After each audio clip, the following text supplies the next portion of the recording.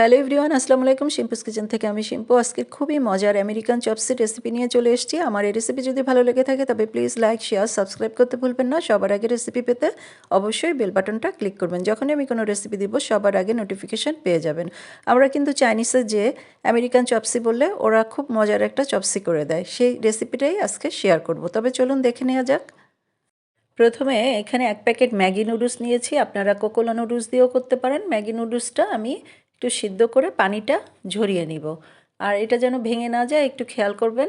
আর পানিটা ঝরিয়ে নেওয়ার পরে যে নুডলসটা আমি একদম ভালো করে পানি ঝরিয়ে নিয়ে এখন নুডলসে আমি দিয়ে দিয়েছি 1 চামচ কর্নফ্লাওয়ার। কর্নফ্লাওয়ারটা ভালো করে একটু মেখে নিতে হবে নুডলসের সাথে।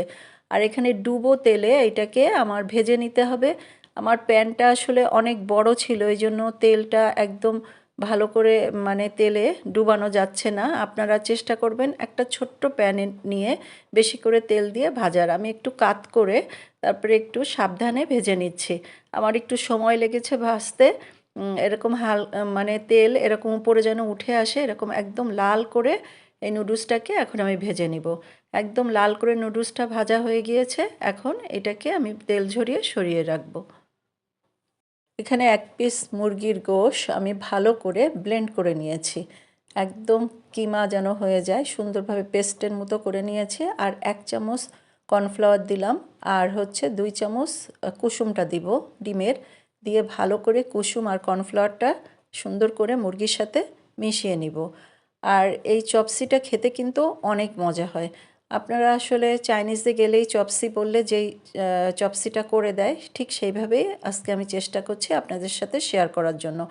এখন অল্প করে একটু তেল দিয়ে আমি রসুন একদম কুচি করে নিয়েছি। একদম ভালো করে কিমার মতো করে নেবেন রসুনটা। রসুনটা যখন একটু লাল লাল হয়ে ভাজা হয়ে যাবে, তখন যে মুরগিটা আমি একদম মেখে রেখেছিলাম সম্পূর্ণ মুরগিটা এখন এই রসুনের ভিতরে দিয়ে এটাকে ভালো করে ভেজে নিব। আর পুরা রান্নাটা কিন্তু এখন আমি হাই হিটেই করব, এখানে জাল কমানো যাবে না। আর এখন মুরগিটা দেওয়ার পরে ভালো করে মুরগিটাকে এর সাথে ভেজে নিব। আর ভাজার সময় একটু আমি যেভাবে ভেঙে দিচ্ছি এইভাবে চেষ্টা করবেন একটু ভেঙে দেওয়ার। আর এখন ভালো করে একদম মুরগিটা যখন ভাজা হয়ে যাবে তখন আমি সমস্ত যে সবজি কেটে রেখেছিলাম একে একে দিয়ে দিব। মুরগিটা এখন ভাজা হয়ে গিয়েছে। এখন বাঁধাকপি দিচ্ছি প্রায় 1 মুঠের মতো বাঁধাকপি দিলাম। আর গাজরও অর্ধেক দিয়েছি। আর ক্যাপসিকাম দিয়েছি।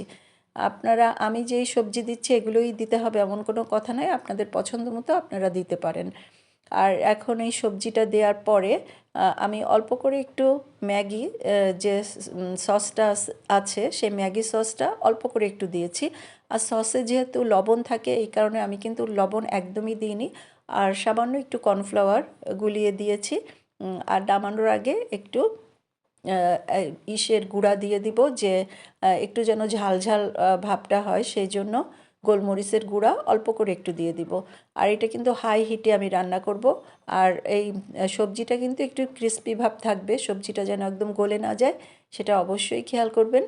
আর সামান্য একটু চিনি দিয়ে দিলাম, যে চিনিটা দিলে ব্যালেন্সটা আসলে ভালো লাগে। নামানোর আগে একটু চিনি আর একটু গোলমরিচ দিয়ে এখন নাড়িয়ে চাড়িয়ে নামিয়ে ফেলবো।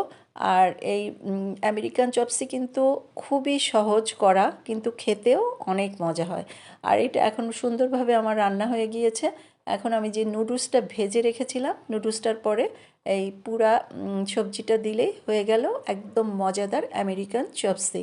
আর যে যেখান থেকে দেখলেন সবাইকে অজস্র ধন্যবাদ। রেসিপি ভালো লাগলে প্লিজ লাইক, শেয়ার, সাবস্ক্রাইব করতে ভুলবেন না। আর সবার আগে রেসিপি পেতে অবশ্যই বেল বাটনটা ক্লিক করে রাখবেন। যখনই আমি কোনো রেসিপি দিব সবার আগে নোটিফিকেশান পেয়ে যাবেন। আর যে যেখান থেকে আমার রেসিপি দেখেন সবাইকে অনেক ধন্যবাদ। আল্লাহ হাফেজ।